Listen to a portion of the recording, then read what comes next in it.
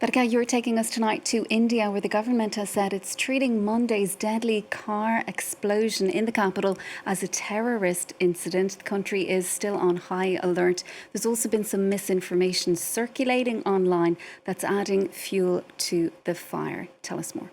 That's right, Sharon. This week, a car explosion in the heart of the Indian capital left at least 12 people dead and scores more wounded. It took place at the historic Red Fort, or as it's known in India, Lal Killa, one of the capital's most famous and popular landmarks. It's certainly where Prime Minister Narendra Modi makes his annual Independence Day speech. Now, the government has referred to this attack as a heinous terror incident. They say it was perpetrated by what it called anti-national forces, and it has sworn a policy of zero tolerance towards terrorism in all of its forms and manifestations. However, apart from this, they haven't really given any more details or any more evidence about what they found. But as you have with sensitive moments like this, things can often be misconstrued and mislead online, and that's what I want to get to today. It is a classic example, out of context and dated images, and we see this time and time again in moments of sensitivity. And I want to talk about these images here, cars set alight. I saw it circulate on Instagram, on X, referred to as being part of the Delhiblast.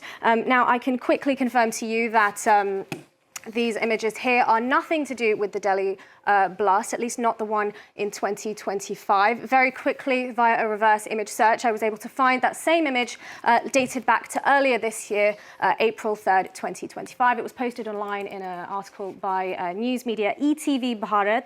Now, it is about a car blast that took place in Delhi as well, but not the one that we are talking about this Monday. It also took place in the area of Kanpur, which is several kilometers away from the Red Fort. Now, my second example here, I want to talk about this post here about a large mushroom cloud absorbing a skyline here. This was also shared by several accounts as if it was taking place in Delhi. Again, this is being misrepresented. I found this pretty quickly as well via reverse image search. I could see that it was in fact linked. It's an image posted by Reuters, and it's over a year old, dated back to the 28th of September 2024. It is in fact from Lebanon. And if we do a side-by-side, interestingly, I just want to show you this here, that this image here has in fact been mirrored. We can see that the image has been flipped and inversed. We can see the buildings and the shape of the buildings also have been inverted as well. But again, it's not the blast in Delhi as it is being shared by social media. Now, my last example, I want to talk about this one. It's the smoke rising from these burning cars. I saw this one circulate many times online, often with misinformation about the death toll and what happened. And again, this image is actually much older than the rest. It's over 10 years old. It was dated back to 2014. It's also in Lebanon, in Beirut. Now, this was shared online by multiple media outlets reporting at the time, including us here, as you can see, France 24. Now, as I said, these are real photos. They're just not the incident that we're talking about, the blast in Delhi from Monday. And we see this time and time again in moments of sensitivity. So I think it's even more important than ever to make sure we are fact-checking and verifying for this reason, to make sure we have the facts.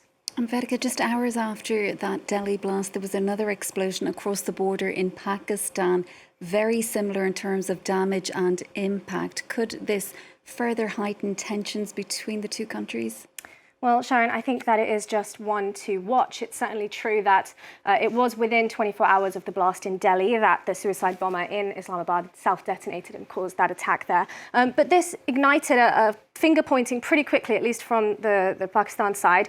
This is a post by the Prime Minister of Pakistan, who actually said that he accused Indian terrorist proxies, we can see a few of the words here, under Indian instigation and nefarious conspiracies of India. Now, India fired back pretty quickly, saying that these were baseless and unfounded allegations. It said that it was a desperate diversionary ploy on the part of Pakistan. But India has so far remained tight-lipped. It hasn't directly accused anyone of this attack, particularly Pakistan, in fact. They have the Indian police have said that they've made some arrests earlier in Kashmir from people allegedly belonging to a terrorist group, and they are investigating at the moment whether these things are linked. But they are being pretty cautious, and this cautious approach is likely due to what we've seen, the relationships with Pakistan, particular earlier this year. It is quite fresh in April, as we know. Their relations soured to some of their worst points in decades between these two neighbours after 26 mainly Hindu civilians were killed tragically in an attack in Indian-administered Kashmir in Pahalgam. It's an attack that India blamed on Pakistan, and Pakistan denied it.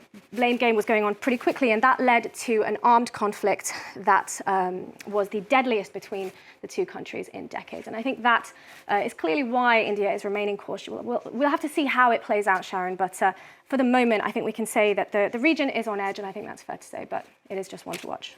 Vedika, thanks so much for taking us through all of that. Vedika Bahl with tonight's Truth or Fake.